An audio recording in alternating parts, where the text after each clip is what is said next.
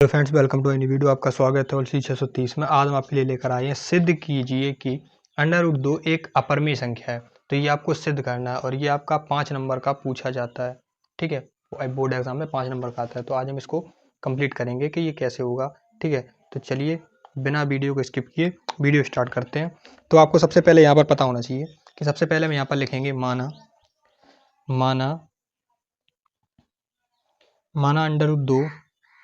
√2 एक परमेय संख्या है। परमेय संख्या है। ठीक है, परमेय संख्या है। ठीक है, नहीं ये माना है। अब इसके बाद अतः अगर हमने जब ये माना है कि ये परमेय संख्या है तो पहले हम इसको परमेय संख्या सिद्ध करेंगे। अगर ये परमेय संख्या सिद्ध नहीं होगी तो हम लिख देंगे परमेय संख्या है, सीधी बात है। तो कॉन्सेप्ट आपको बहुत क्लियर है। ठीक है, चलिए यहाँ पर स्टार्ट करते हैं। तो अब यहाँ लिखेंगे अतः √2 को हम P/Q के रूप में लिख सकते हैं। जब आपने परमेय संख्या माना है तो परमेय संख्या हमेशा P/Q में लिख सकते हैं। तो यहाँ पर लिखेंगे हम, जहाँ P व Q दोनों सहअभाज्य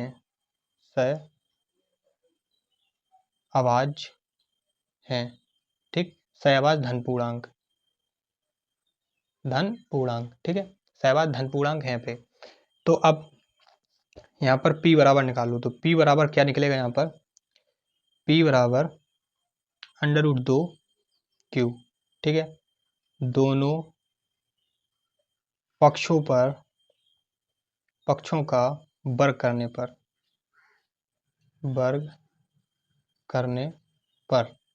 अगर हम दोनों पक्षों का वर्ग कर देंगे इसका, तो यहाँ पर ये क्या हो जाएगा? ये हो जाएगा आपका P²। ठीक है, ये हो जाएगा P², ये हो जाएगा आपका 2 और ये हो जाएगा Q²। कैसे हो गया? तो P का स्क्वायर इसका स्क्वायर करेंगे तो √ से √ कट जाएगा और ये स्क्वायर हो जाएगा। ठीक है, अब यहाँ पर इक्वेशन नंबर ये 1 डाल दो। ठीक है, ये डालने के बाद अब हमें क्या करेंगे? P² 2 से विभाज्य है। 2 से विभाज्य है, यहाँ पर है P² 2 से विभाज्य है। ठीक, P² 2 से विभाज्य है। तो अब यहाँ क्या लिखेंगे? अतः P भी 2 से विभाज्य होगा। P भी 2 से विभाज्य होगा। ठीक, जब P भी 2 से विभाज्य होगा तो ये भी कोई दिक्कत नहीं, इसमें भी P भी 2 से विभाज्य है। ठीक है, अब यहाँ पर इक्वेशन नंबर दूसरा लो। ठीक है, तो यहाँ पर मानो कि P बराबर 2m। तो जहाँ पर m क्या है? m कोई धन पूर्णांक है। ठीक, धन पूर्णांक है क्योंकि हमने पढ़ रखा है P व Q के रूप में जो संख्या लिखी जाती है वो परमेय संख्या होती है। तो हमें इसको परमेय संख्या पहले देखना है कि परमेय संख्या है या नहीं है। अगर ये परमेय संख्या निकलती है तो ही हम इसको लिखेंगे कि ये परमेय संख्या है, और परमेय संख्या नहीं है तो हम लिख देंगे भैया परमेय संख्या नहीं है, ये हमारी गलतफहमी थी, हमने गलत माना था। ठीक है, तो यहाँ पर ये इतना रखना है। अब इसके बाद अब इसका स्क्वायर करेंगे। ठीक है, अब इसका स्क्वायर करो तो यहाँ पर क्या आएगा? यहाँ पर आएगा P² बराबर 2 दूनी 4 और m²। ठीक है, ये इक्वेशन नंबर आप 2 डाल दो। ठीक, अब यहाँ लिखो P² का मान समीकरण 1 में रखने पर, जब P² का मान आप समीकरण 1 में रखेंगे तो क्या बनेगा? रखो यहाँ पर P² का मान समीकरण 1 में रखो। तो P² का मान रखेंगे, हम रखेंगे यहाँ पर 4m² और बराबर में ये है आपका 2Q² है। अब यहाँ पर देखिए क्या बचता है क्या कटता है। तो 2 एकम 2, 2 दूनी 4, 2 बार में कट जाएगा। ठीक है, तो यहाँ पर जो आपका बचेगा वो बचेगा 2m² बराबर Q²। ठीक, ये क्वेश्चन नंबर 2 डाल दो। अब देखिए क्वेश्चन 1 और 2, ये Q² का मान है, ये P² का मान है। ठीक है, अब इसको क्या करना है हमें इसको करना है कि Q², देखो Q² 2 से विभाज्य है जैसे ये था, उसी प्रकार से Q² 2 से विभाज्य है। तो यहाँ लिखेंगे हम Q² 2 से विभाज्य है। ठीक, विभाज्य है। अतः Q भी 2 से विभाज्य होगा। ठीक, विभाज्य होगा। अब ये क्यों होगा? जब स्क्वायर विभाज्य है तो नॉर्मल भी विभाज्य होता ही है, सीधा आपको पता है। ठीक है, तो अब हम यहाँ पर लिखेंगे जब ये दोनों विभाज्य संख्या से हो गए हैं तो मतलब कि ये पता चलता है कि ये परमेय संख्या नहीं है, क्योंकि परमेय संख्या हमेशा कोई भी दो संख्याओं से विभाज्य नहीं होती है, और ये दोनों संख्या से विभाज्य हो रही है तो ये परमेय संख्या नहीं है। तो यहाँ पर क्या लिखेंगे?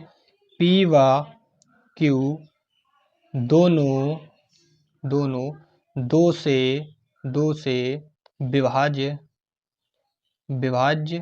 हैं, अतः यह परमेय संख्या नहीं है, अतः यह अपरमेय संख्या है।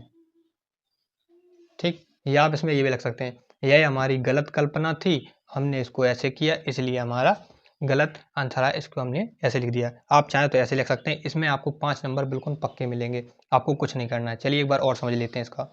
देखिए, सबसे पहले मेथड, सिद्ध कीजिए कि √2 एक परमेय संख्या है।